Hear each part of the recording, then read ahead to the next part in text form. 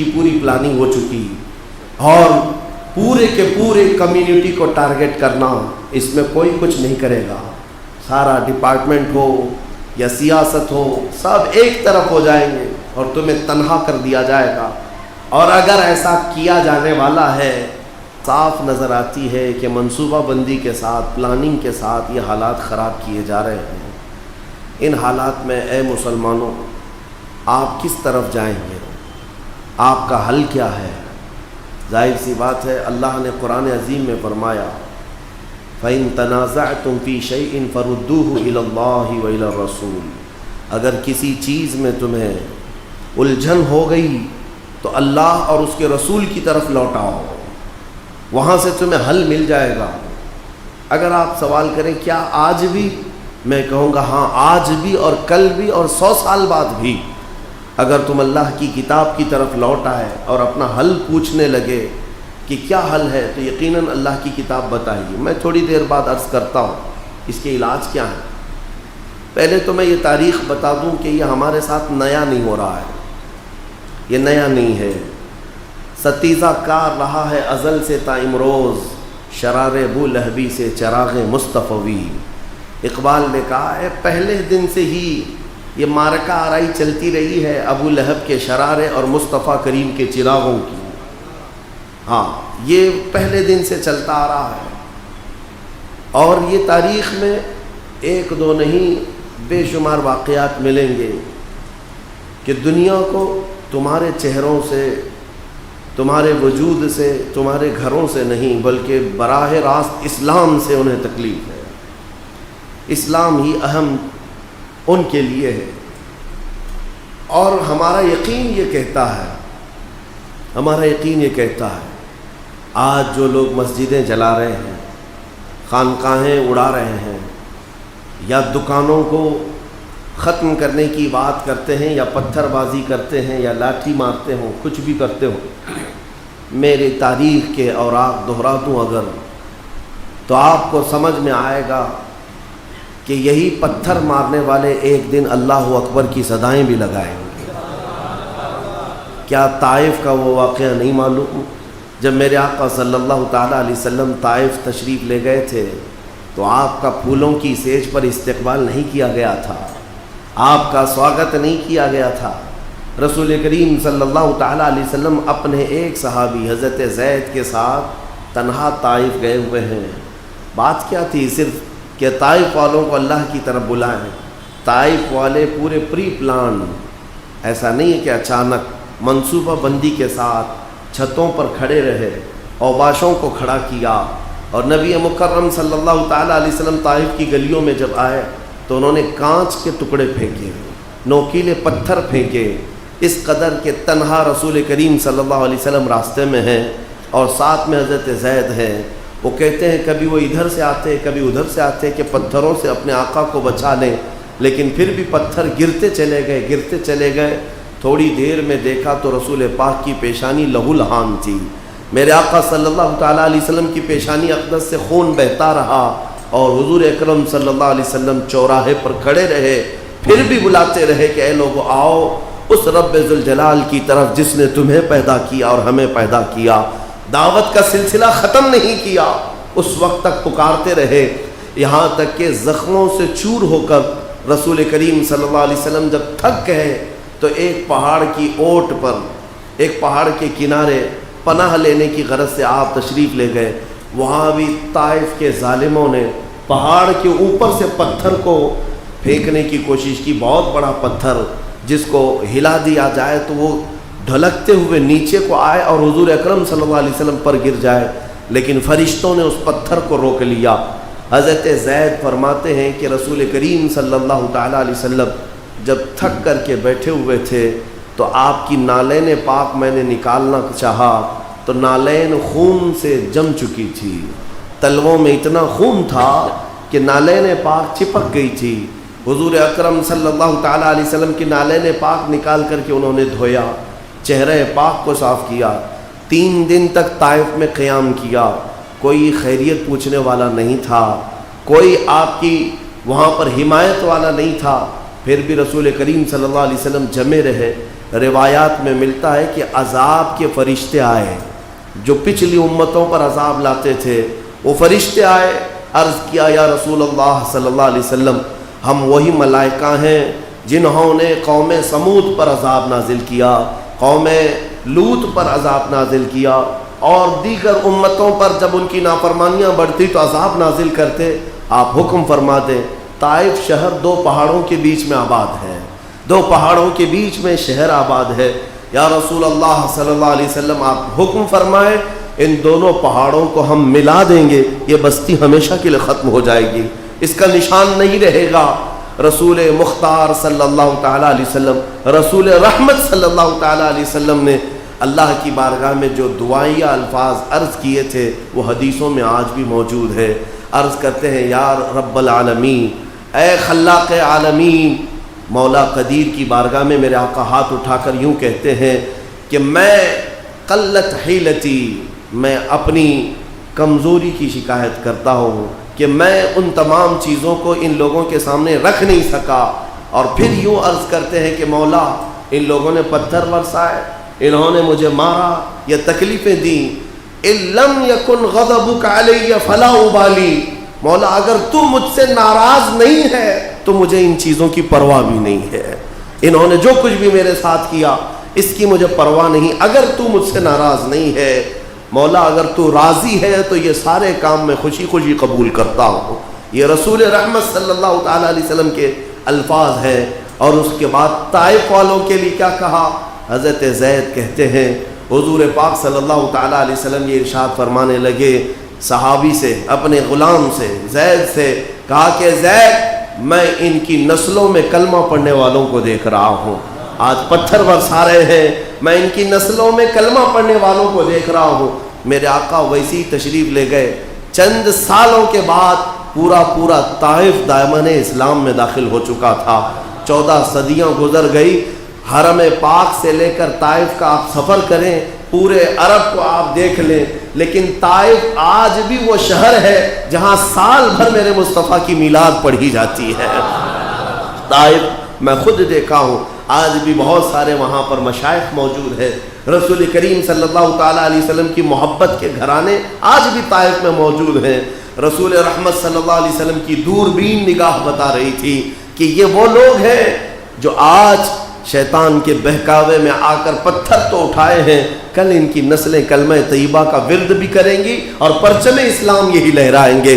میں آج یہی کہتا ہوں پتھر مارنے والوں سے، اے مومنو انتظار کرو، رب ذوالجلال جب اپنے گھر کی حفاظت کرتا ہے تو کبھی دشمنوں کے خیمے سے ہی بچوں کو اٹھاتا ہے۔ اسی لیے اقبال نے کہا تھا حرم کو مل گئے پاسباں صنم خانے سے۔ کبھی کبھار رب تبارک و تعالیٰ کا یہ قانون ہے۔ میں آپ کو ایک صحابی کی بات بتاتا ہوں، سعید بن عامر، ایک مکہ مکرمہ کے نوجوان، ان کی عمر صرف 16 یا 17 سال کی ہے۔ وہ کہتے ہیں مکہ میں بڑے عیش کے ساتھ رہتا تھا، بڑے پیسے والے گھر سے آپ کا تعلق تھا۔ کہتے ہیں ایک بار مکے میں شور ہونے لگا کیونکہ محمد صلی اللہ تعالیٰ علیہ وسلم اور ان کے ساتھیوں کا روز کچھ نہ کچھ معاملہ ہوتا تھا۔ مکہ میں موب لنچنگ تو ہوتی رہتی تھی، کبھی اس کو پکڑا، کبھی اس کو پکڑا، کبھی اس کو مارا، یہاں تک کہ شہادتیں بھی ہوئی، اور مکہ میں یہی ڈسکشن چلتا رہتا تھا۔ آج محمد کے غلاموں کے ساتھ ایسا ہوا ہے، ویسا ہوا ہے۔ ایک دن مکہ میں بڑا شور مچ گیا۔ یہ سعید کہتے ہیں میری جوانی کا وقت تھا، میں بھی اس شور کے پیچھے بھاگا تو دیکھا مکہ کی آبادی سے قریب باہر کی طرف ایک بہت بڑا مجمع جمع ہے، بہت سارا جمع غفیر لوگ جمع ہیں۔ میں اس بھیڑ کو چیرتے ہوئے اندر گیا تو دیکھا بھیڑ کے بیچوں بیچ ایک کھمبا گاڑا ہوا ہے اور اس پر ایک شخص کو لٹکایا گیا ہے، اور پورے مکہ والے ارد گرد کھڑے تماشا دیکھ رہے ہیں۔ میں نے پوچھا یہ کون ہے، یہ کون نوجوان ہے جس کو لٹکایا گیا ہے؟ مکہ والوں نے کہا یہ خبیب ابن عدی ہے، یہ محمد کا غلام ہے، آج پکڑا گیا ہے، اسے مارا جا رہا ہے۔ کہا یہ سعید بن عامر کہتے ہیں میں دیکھتا رہا، وہاں پر ابو جہل بھی تھا اور بھی دیگر لوگ بھی تھے، وہاں پر خبیب کے ساتھ جو کیا جا رہا تھا، تالیاں مار مار کر کے لوگ دیکھ رہے تھے۔ خبیب کے ناخنوں کو پکڑ سے کھینچا جا رہا تھا، ان کی ناک کاٹی جا رہی تھی، کان کاٹے جا رہے تھے، ان کی آنکھوں میں گرم سلائیاں پھیری جا رہی تھی اور انہیں مار مار کر کے پتھروں سے پکارا جا رہا تھا۔ تو کہتے ہیں کہ ان پتھر مارنے والوں میں میں بھی شامل ہو گیا، دیکھا کہ ہر جگہ سے ایک ایک پتھر اس پر پڑ رہا ہے، شاید کسی بڑے گناہ کا مرتکب ہے، شاید یہ بہت بڑا گنہگار ہے، پتھر مارنا ثواب ہوگا۔ سب لوگ پتھر مار رہے تھے، میں نے بھی مارا، مجھے یہ پتہ نہیں تھا کہ اس کا جرم کیا ہے۔ مکہ میں جب کسی کو بڑی سزا دی جاتی تو سارے لوگ حصہ لے لیتے مارنے کے لیے، ہم بھی شامل ہو گئے۔ کہتے ہیں مارتے مارتے وہ وقت بھی آیا کہ سولی پر ہی خبیب کی سانسیں اکھڑ گئیں اور وہ انتقال کر گئے، ان کا چہرہ لٹک گیا۔ لیکن مجھے یاد ہے کہ وہ سولی پر چڑھ کر کے آخر میں عربی میں اشعار گنگنا رہا تھا، عربی میں اشعار پڑھ رہا تھا۔ خبیب کے وہ اشعار بھی یاد رکھے۔ کون؟ سعید بن عامر، 16 سال کا جوان ہے۔ کہتے ہیں معاملہ ہو گیا، ان کو مار دیا گیا، قتل کر دیا گیا، پھر سب گھر چلے، میں بھی گھر آیا۔ مجھے صرف اور صرف وہ واقعہ میرے ذہن میں گردش کرتا رہا، بار بار سوچتا رہا کتنا بھیانک جرم اس نے کیا تھا کہ پورے مکہ والوں نے مار دیا، جسم کی بوٹی بوٹی کر دیا۔ پھر رات کو جب سوتے ہیں، سعید بن عامر کہتے ہیں میرے خواب میں وہی خبیب ابن عدی آ گیا۔ میں نے دیکھا خبیب آج تجھے مارا گیا ہے، تیری کیا کیفیت ہے؟ خبیب میرے خواب میں آ کر مسکرانے لگا، مسکراتے ہوئے کہنے لگا ہر پتھر پر مجھے ایک نئی لذت ملتی تھی، ہر پتھر پر، ہر درد پر مجھے ایک نئی کیفیت ملتی تھی۔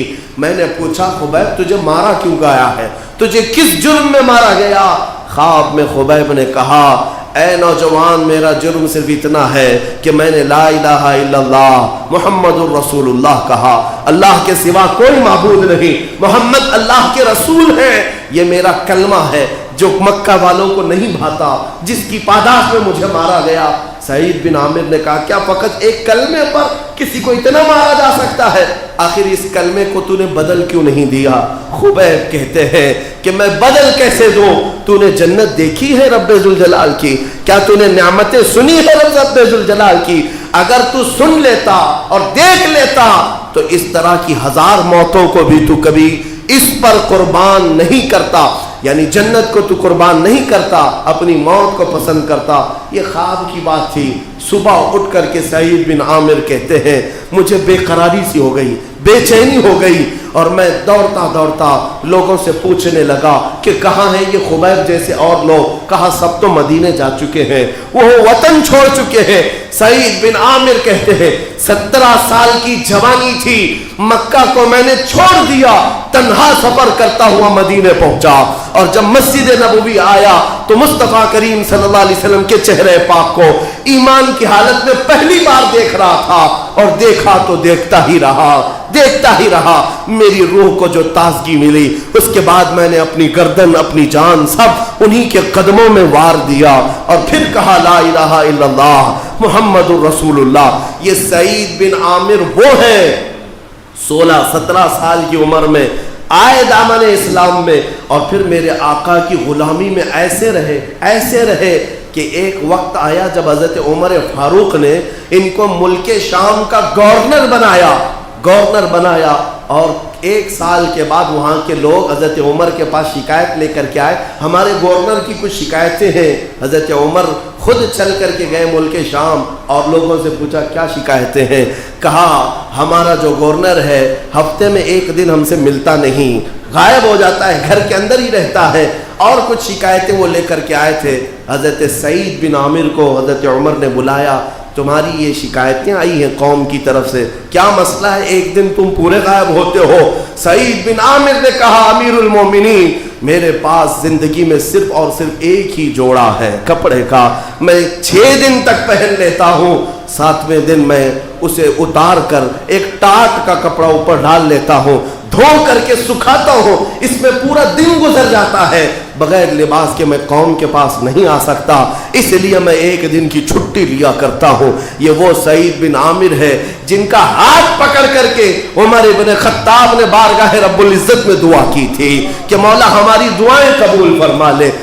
میں عرض یہ کرنا چاہتا ہوں، اس طرح کے 1 2 نہیں کئی صحابہ کرام ہیں جنہوں نے کبھی ایمان والوں پر پتھر مارے تھے، لیکن مولا کریم نے ان کے دلوں کو ایسا تبدیل کیا کہ زندگی بھر میرے مصطفیٰ کی غلامی میں آ گئے۔ عزیزان گرامی، حضرت بلال کو کھینچنے والے لوگ بھی تھے، جنگ بدر میں تلوار اٹھانے والے لوگ بھی تھے، جنگ احد میں مقابلہ کرنے والے بھی تھے۔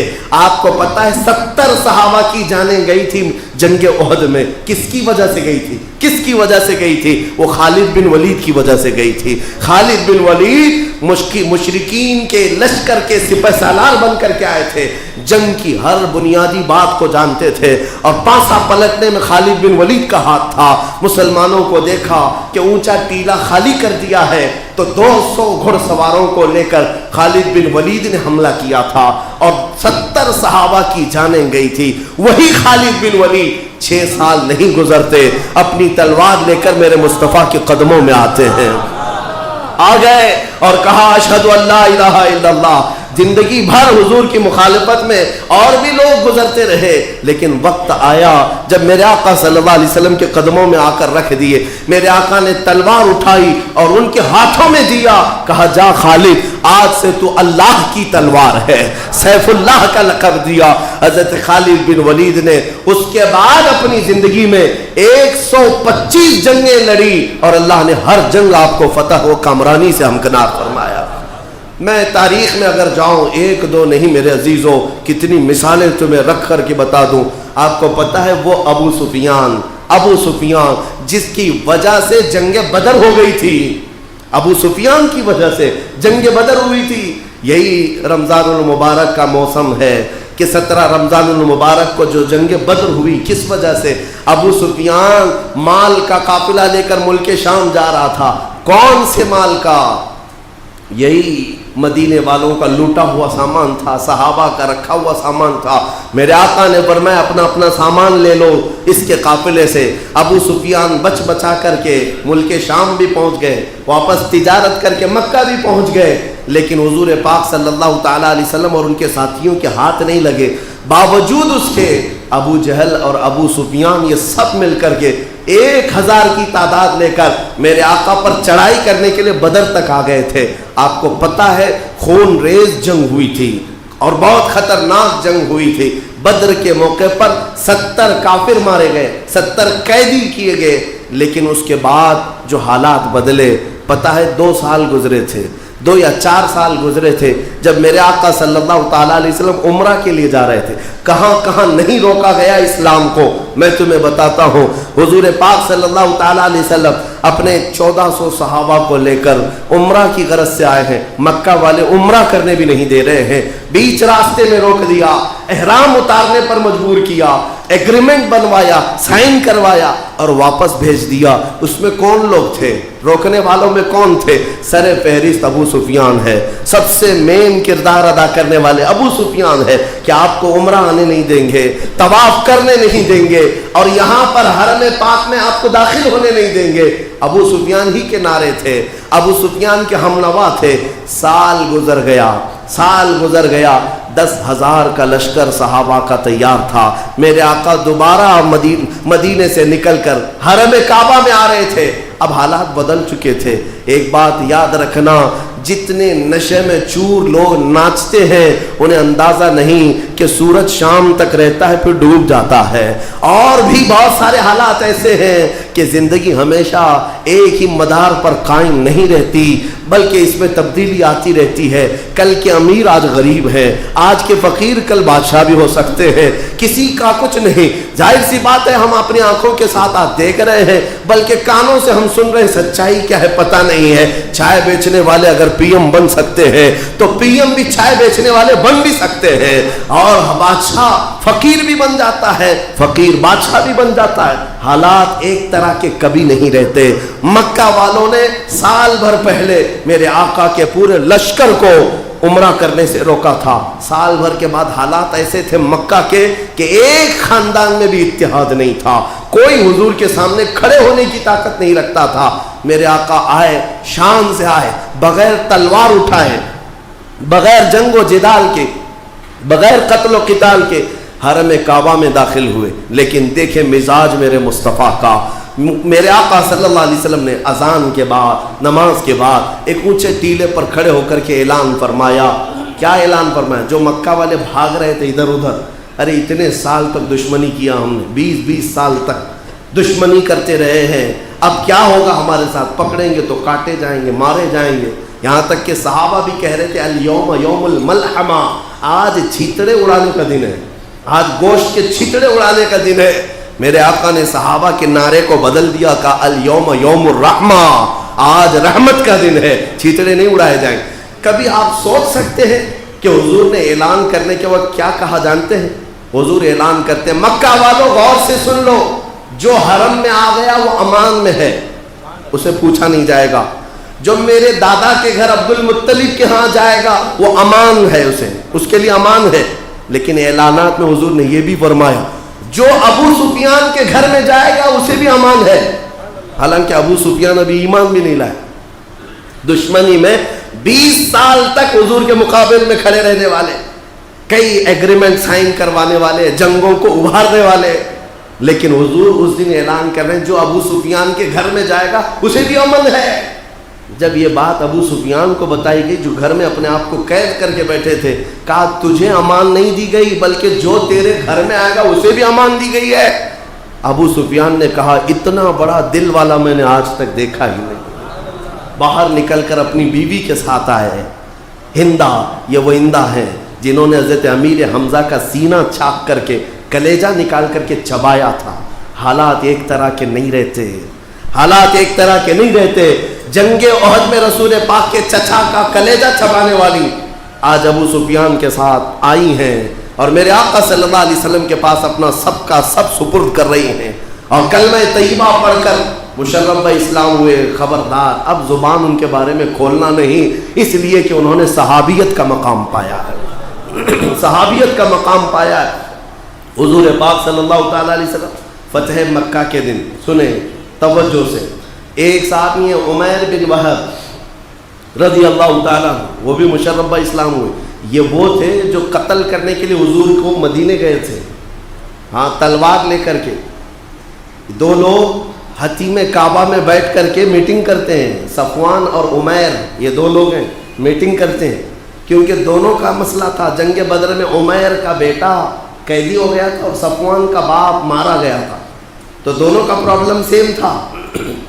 تو دونوں نے میٹنگ کی کہ محمد کا قتل کر دیں گے. صفوان بڑے پیسے والا، عمیر سے کہا تو تلوار لے کر کے جا، اگر تو مار دیا تو پھر میں تیرے سارے قرضے چکا دوں گا اور تجھے منہ مانگا انعام دوں گا.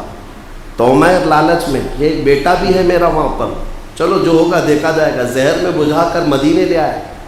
اور جب یہاں آئے تو حضرت عمر کی نگاہ پڑی اور پکڑ لیا حضرت عمر نے. عمیر کو کیا کہا جاتا؟ شیطان قریش، قریش کا شیطان. جنگ بدر میں اگر ٹھنڈی پڑتی تو بھڑکانے والا شخص. عمیر بن وہب کو دیکھ کر کے حضرت عمر جھپٹ پڑے اور گلے میں گمچھا ڈال کر کے کھینچتے ہوئے اندر لے آئے حضور کے پاس. حضور سے کہا کہ آقا اس کی نیت صحیح نہیں لگ رہی مجھے. حضور پاک نے فرمایا چھوڑو. پوچھا کیوں آئے عمیر؟ کہا یار میں اس لیے آیا ہوں کہ میرا بیٹا آپ کے پاس قیدی ہے، خیر خیریت پوچھنے آیا ہوں. رسول پاک صلی اللہ علیہ وسلم نے فرمایا اگر بیٹی کی خیریت پوچھنے آئے ہو تو تلوار لے کے کیوں آئے ہو؟ تلوار نیچے پھینک دیا. کہا تلوار سے کیا ہونا ہے، تلواریں ہمارے پاس بدر میں بھی تھی لیکن جیت آپ کی ہوئی تھی. تلوار تو ایسے ہی ساتھ میں لے کے چل رہا ہوں، بہانے بازی کر رہا تھا. تو حضور پاک نے فرمایا عمیر وہ بات بتاؤ جو حتیم کعبہ میں بیٹھ کر صفوان کے ساتھ کر کے آئے ہو. پورا بدن کانپنے لگ گیا کیونکہ وہ راز کی بات تھی جو صفوان کے ساتھ عمیر نے کیا تھا، کسی کو نہیں پتا ان دو کے علاوہ. تو عمیر نے کہا جب یہ باتیں سب آپ کو پتا ہے تو پھر آگے بات کرنے کی ضرورت کیا ہے، میں کلمہ طیبہ پڑھتا ہوں اور آپ کی غلامی میں آتا ہوں. جو تلوار لے کر گئے تھے، تلوار لے کر گئے تھے، ایمان لے آئے. اب سنیے، عمیر واپس مکہ بھی نہیں گئے، مدینے میں رہ گئے، مدینے میں رہ گئے. ادھر جو صفوان تھا تو ہر قافلہ جو مدینے سے آتا تھا ہر ایک کو پکڑ کے پوچھتا تھا کچھ نئی خبر ہے کیا مدینے میں، کچھ نئی خبر ہے، کیونکہ اسے معلوم تھا کہ پلاننگ کیا ہے. محمد صلی اللہ علیہ وسلم کا قتل کرنے کے لیے میرا ایک دوست گیا ہوا ہے. بتاتا کسی کو نہیں تھا لیکن روز یہ پوچھتا تھا کوئی نئی نیوز ہے. نئی خبر ہے مدینے کی کچھ؟ تو ایک قافلہ آیا تو اس سے پوچھا کچھ نئی خبر ہے؟ تو کہا ہاں ویسے تو کچھ بڑی خبر نہیں ہے لیکن ایک اچھی خبر تیرے لیے کہ تیرا دوست مسلمان ہو گیا ہے۔ صفوان نے کہا کہ ایسا جادو میں نے دیکھا نہیں کہ میرے ساتھ اس نے معاہدہ کیا، ایگریمنٹ کیا، کیا کیا باتیں ہوئی اور جا کر محمد کی جھولی میں گر گیا۔ تو غصے میں لال پیلا تھا۔ یہ چند دن گزرے تھے فتح مکہ ہو گیا۔ مکہ میں میرے آقا آئے، تب عمیر بھی آئے ساتھ میں، عمیر بن وہب بھی ساتھ میں آئے۔ اب صفوان جو مکہ میں اتنے سالوں سے حضور کی دشمنی میں اور نہ جانے کیا کیا پلاننگ کرتا رہا، تو مکہ چھوڑ کر کے گھوڑا اپنا لے کر بھاگ گئے۔ کہاں بھاگا؟ کہا کہ اور لوگ حضور کے دامن میں آ رہے ہیں، میں نہیں آنے والا ہوں۔ اس نے کہا اس سے بہتر ہے کہ میں سمندر میں چھلانگ لگا کر کے مر جاؤں، خودکشی کر لوں گا۔ تو صفوان وہاں سے نکل گیا گھوڑے کو دوڑاتے ہوئے۔ عمیر بن وہب نے خوب ڈھونڈا، لوگوں سے پوچھا تو بتایا لوگوں نے کہ وہ خودکشی کرنے کے لیے چلا گیا۔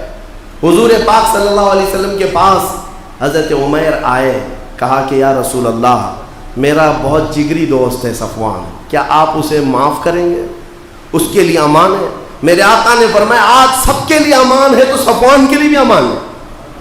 تو وہ دوڑے گئے کہ صفوان کو خوشخبری دے دوں۔ جا کر کے دیکھا تو بہت سر پٹ دوڑا تھا، وہ گھوڑے کو لے جا رہا تھا، مل گیا۔ کہا رک جا مت جا۔ کہا کیا بات ہے؟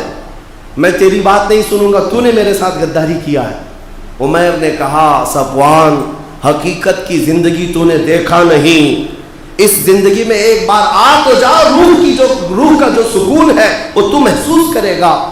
بہت بولنے کے بعد صفوان نے پوچھا کس لیے آئے ہو؟ کہا محمد نے تجھے پناہ دے دی، امان دے دیا۔ اس نے کہا میں یہ بات کا یقین نہیں کر سکتا، ایسا نہیں ہو سکتا کہ وہ مجھے معاف کریں گے، کوئی نشانی بتا دے، کوئی نشانی ہے کہ محمد نے مجھے معاف کیا؟ عمیر بن وہب کے پاس کوئی نشانی تھی نہیں۔ پھر واپس گئے مکہ، کہا یا رسول اللہ وہ صفوان خودکشی کر لے گا، کوئی نشانی مانگتا ہے کہ آپ اسے معاف کر چکے ہیں۔ میرے آقا مجمع میں تھے، اس وقت اپنا امامہ شریف اتار کر کے دے دیا۔ کہا جاؤ میرے امامے کو وہ پہچانتا ہے، اور اپنا ایک لباس دیا، کہا یہ دے دینا اور اس سے کہنا محمد بن عبداللہ نے اسے امان دے دیا ہے۔ رسول اللہ صلی اللہ علیہ وسلم نے امان دیا۔ حضرت عمیر یہ امامہ اور وہ لباس لے کر کے آئے۔ عمیر سے صفوان سے کہا یہ پہچانتا ہے کپڑا؟ کہا ہاں یہ تو محمد کا ہے۔ کہا انہوں نے نشانی کے طور پر بھیجا ہے کہ تجھے امان ہے، تو واپس آ جا۔ صفوان اتنے جرائم کے بعد بھی جب واپس عمیر بن وہب کے پاس آتا ہے، ساتھ میں آتے ہیں، تو جب میرے آقا صلی اللہ تعالیٰ علیہ وسلم مکہ کے اسی میدان میں موجود تھے، حرم کعبہ میں، جب یہ دونوں آئے تو میرے آقا نے فرمایا راستہ کشادہ کر دو، راستہ چھوڑ دو۔ صفوان بھی آئے، عمیر بن وہب بھی آئے، اور یہ عزت اپنی پہلی مرتبہ حضور کی بارگاہ میں دیکھا تو صفوان نے کہا میری روح نے اب تک غلط کیا تھا، اصل روح کی زندگی تو انہی قدموں میں موجود ہے۔ میرے عزیزوں پہچاننے کا وقت ہوگا، تھوڑی دیر گزرے تو میں دیکھتا ہوں کہ پتھر مارنے والوں کی زبان پر بھی اللہ اکبر کی صدائیں آئیں گی، اور جو مسجد کی آواز سے آج بے چین ہیں ان سے بھی میں کہوں گا ایک وقت آئے گا جب تمہاری روح بے قرار ہوگی، تمہاری کانوں میں اذان پڑی جائے تو تمہاری روح کو قرار بھی آئے گا۔ تمہیں پتہ نہیں اس آواز میں جو برکت ہے، اس آواز میں جو طمانینت ہے، تمہیں اندازہ نہیں، اور انشاءاللہ العزیز حالات بدلیں گے۔ لیکن اس سے پہلے اب میں آپ کے سامنے یہ کہنا چاہتا ہوں، یہ جو کرنٹ سچویشن ہے یہ تو ہماری تاریخ تھی، جنہوں نے کیا وہ دامن اسلام میں آئے، اور یہاں پر بھی ہم نے دیکھا ہے ہمارے اسی ملک میں جنہوں نے مسجد گرانے پر ہتھوڑے مارے تھے، ان میں بھی کئی ایسے ہیں جو کلمہ طیبہ پڑھے ہیں اور دامن اسلام میں آئے ہوئے ہیں، آج تک وہ نمازی بھی رہے ہیں۔ ہاں حالات ایک طرح کے نہیں ہوتے، اور جو شقی القلب ہے، ازلی دشمن ہے، اور جو ہمیشہ کے لیے جہنم میں جانے والا ہے، اس کی بات میں نہیں کرتا۔ جس کے دل پر اللہ نے مہر لگا دی ہے اسے تو جہنم کا راستہ ہی صحیح ہے۔ مگر میں آپ سے یہ کہنا چاہتا ہوں یہ جو چیزیں جو آج بنی ہیں یہ کیا ہے؟ بہت تیزی سے بدلتے ہوئے حالات۔ میں نے تاریخ میں دیکھا ہے کہ یہ جینوسائیڈ جس کو کہا جاتا ہے، یعنی نسل کشی، نسل کشی، ایک پوری کی پوری قوم کا خاتمہ کرنا، یہ باضابطہ پلاننگ کے ساتھ ہوتا ہے۔ دنیا میں ایسا کئی مرتبہ ہوا، ہٹلر نے جرمنی میں کیا تھا جس کو ہولوکاسٹ کہا جاتا ہے، یہودیوں کے بہت بڑے طبقے کو اس نے ہلاک کیا تھا، جیسے کہ تاریخ میں بتایا جاتا ہے 60 لاکھ یہودیوں کو مارا تھا اس نے، ایک ہی کمیونٹی کو ٹارگٹ کرنا، یہ جینوسائڈ، نسل کشی۔ اسی طرح اوگانڈا میں، یہ افریقہ کی ایک سرزمین میں، جہاں پر ایک کمیونٹی کو پورے طور پر تباہ کیا گیا تھا، جس میں وہ آبادی کے 6 لاکھ لوگ ایک ہی سال میں مارے گئے تھے، اور ان کی لاشیں میدان میں بکھری ہوئی رہتی تھیں، چیل کوے کھاتے رہتے تھے آپس کی دشمنیوں میں۔ اسی طرح یہ نسل کشی بوسنیا کے مسلمانوں کے ساتھ کی گئی تھی، برما کے، میانمار کے مسلمانوں کے ساتھ نسل کشی جس کو کہتے ہیں، ایک ساتھ پورے خاندانوں کو تباہ کرنا۔ یہ کرنے کی پلاننگ جو ہوتی ہے، یہ دنیا کی کٹرواد تنظیمیں کرتی ہیں، جن کے اندر انسانیت نہیں ہوتی، حیوانیت، اور جو انسانوں کا درد نہیں رکھتے، وہ اس طرح کے قتل عام کی سازشیں رکھتے ہیں، جیسے ہٹلر نے کیا۔ اور آپ کو پتہ ہے ہمارے اس دیش کی بڑی تنظیم، ہاں، جن کو اپنے دنیا بھر کی سب سے بڑی تنظیم ہونے کا فخر ہے، RSS جماعت کے بڑے لیڈروں نے ہٹلر کی تعریف بھی کیا ہے، باضابطہ لکھا بھی ہے کہ ہٹلر بہت اچھا آدمی تھا، کیونکہ کنڈلی ملتی جلتی ہے، دونوں سب پلاننگ ساتھ میں ہے۔ میرے عزیزوں، یہاں مسلم نسل کشی کی جو پلاننگ ہو رہی ہے، یہ ایسا نہیں کہ اچانک ہو رہا ہے، اس کے لیے کئی اسٹیپ پر کام کیا جاتا ہے، کئی اسٹیپ پر۔ سب سے پہلے ہیٹ ریٹ، نفرت پھیلائی جاتی ہے، ایک کمیونٹی کے خلاف خاص طور پر پروپیگنڈا پھیلانا، وہ آج ہو چکا۔ بعض دانشوروں نے کہا ہے کہ 10 اسٹیپ پر یہ کام کرتے ہیں، جس میں 8 اسٹیپ پر آج یہ کام کر چکے، خاص طور پر ایک کمیونٹی کو ٹارگٹ کرنا اور ان کی امیج کو میجورٹی کے سامنے ڈیمیج کر کے بار بار بتانا، یہ کام میڈیا بھرپور کر رہا ہے۔ ان کے پاس سوائے اسلام، مسجد، نماز، مسلمان، ٹوپی، برقع، داڑھی، گوشت، کچھ بھی مدعا نہیں ہے۔ ہاں، پورے دیش میں داڑھی ہی داڑھی ہے، پورے دیش میں ٹوپی ہے، پورے دیش میں صرف اذان ہی ہے اور باقی کچھ نہیں، سارے مدعے ختم ہیں۔ لوگ بھوک مری کے شکار ہیں، وہ مدعا نہیں ہے۔ کہاں لوگوں کو سہولیات نہیں، نوکری نہیں ہے، وہ مدعا ہی نہیں ہے۔ لوگوں کو بنیادی جو سہولیات ہیں، مہنگائی کے دور سے جوجھ رہی ہے قوم، یہ مدعا ہی نہیں ہے، یہ کوئی مدعا نہیں ہے۔ اور ساری چیزیں یہاں پر دھری کی دھری رہ گئی۔ پہلے بھی ہم نیوز دیکھتے تھے، سنتے تھے، ارے کیا کیا نیوز آتی تھی، کہاں کہیں گاڑی پلٹ گئی، کچھ لوگ ہلاک ہو گئے، کہیں ایکسیڈنٹ ہو گیا، کسی کے ہاں چوری ہو گئی۔ اب کچھ ہوتا ہی نہیں پورے دیش میں، کہیں گاڑی پلٹتی نہیں، ایکسیڈنٹ ہوتا ہی نہیں، بلکہ پورے دیش میں صرف اذان ہوتی ہے، ہاں، صرف داڑھی دکھتی ہے اور ٹوپی دکھتی ہے اور برقعے دکھتے ہیں اور ہر جگہ صرف گوشت دکھتا ہے۔ یہ کیا ہے؟ باضابطہ ٹارگٹ کرنا ایک کمیونٹی کو، اس کو کہتے ہیں نسل کشی، جینوسائڈ۔ اور یہ باضابطہ ہیٹریٹ پھیلانے کے بعد پھر دوسری منزل پر یہ آتے ہیں، کس طرح سے دو قوموں کے درمیان وواد پیدا کرنا، پولرائز کرنا، اس طور پر کہ لوگوں کو بھڑکا کر کے ایک قوم کو، یہ 80%، 20%، یہ سب باتیں کیا ہیں، قوم کو بانٹ دینا۔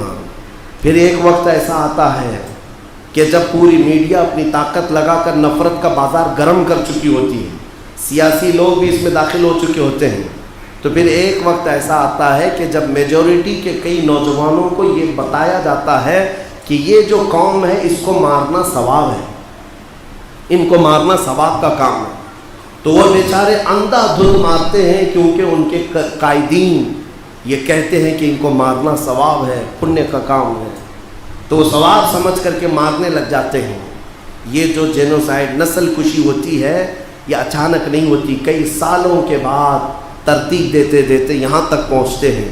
میرے عزیزوں، اب مجھے قریب سے قریب تک نظر آ رہا ہے کہ نسل کشی کی پوری پلاننگ ہو چکی، اور پورے کے پورے کمیونٹی کو ٹارگٹ کرنا، اس میں کوئی کچھ نہیں کرے گا، سارا ڈپارٹمنٹ ہو یا سیاست ہو، سب ایک طرف ہو جائیں گے اور تمہیں تنہا کر دیا جائے گا۔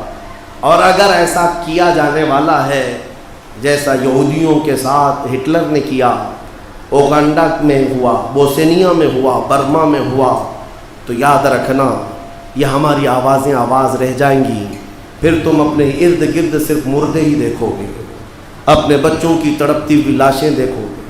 آپ کو پتہ نہیں آپ کا رمضان یہاں اچھا گزر رہا ہے، کئی لوگوں کی دکانیں لٹ چکی ہیں، ان کا کون سا رمضان ہے؟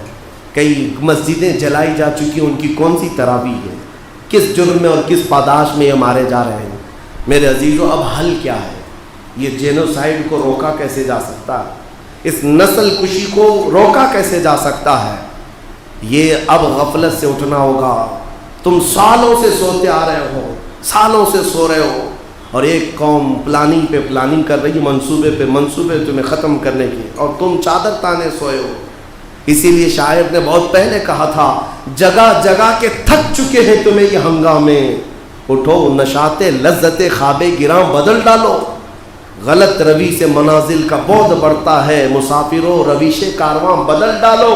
اٹھو وگرنہ حشر نہ ہوگا پھر کبھی، دوڑو کہ زمانہ چال اپنی چل گیا۔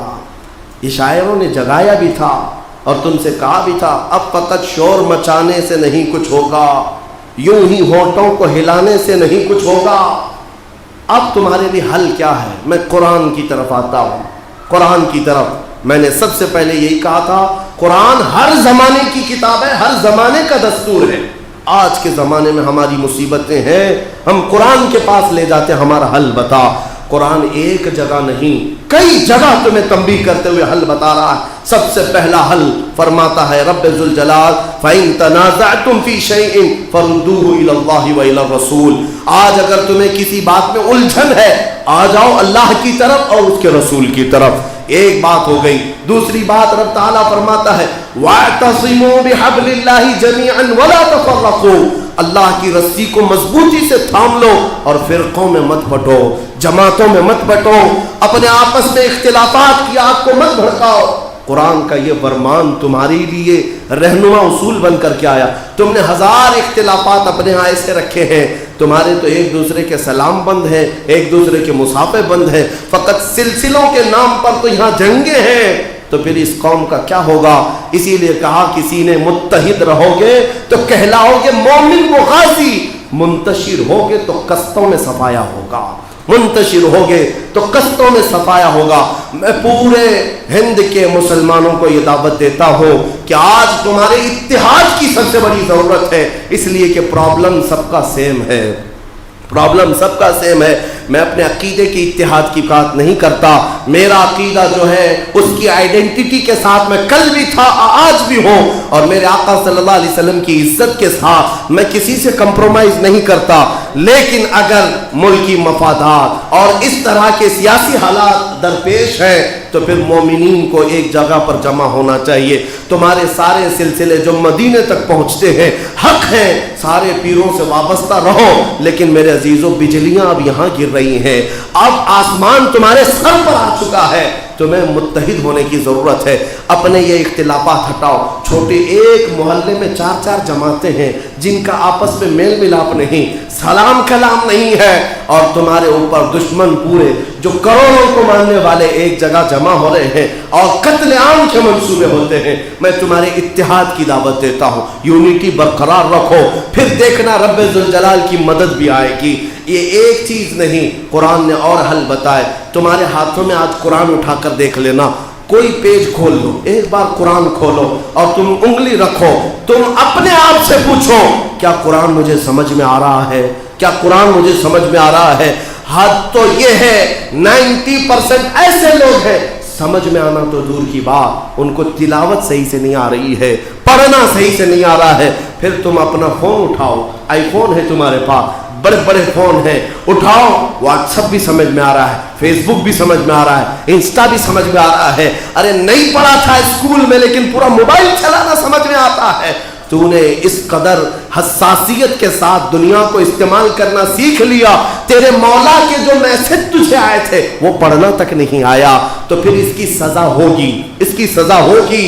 میں نے ایک بڑے مفکر اور مفسر سے سنا، یہودیوں کو جو سزا دی گئی تھی اس کی وجہ کیا ہے؟ مولا نے فرمایا خذ الکتاب بقوہ، کتاب کو مضبوطی سے پکڑو، خذوا ما آتیناکم بقوہ، ہم نے جو تمہیں دیا ہے مضبوطی سے پکڑو، اور اگر کتاب کو مضبوطی سے نہیں پکڑو گے تو پھر تم کو قوم و ظالموں کے حوالے کر دیا جائے گا، انجام کے لیے تم خود تیار ہو، اس کی سزا بھی ہمیں ملے گی۔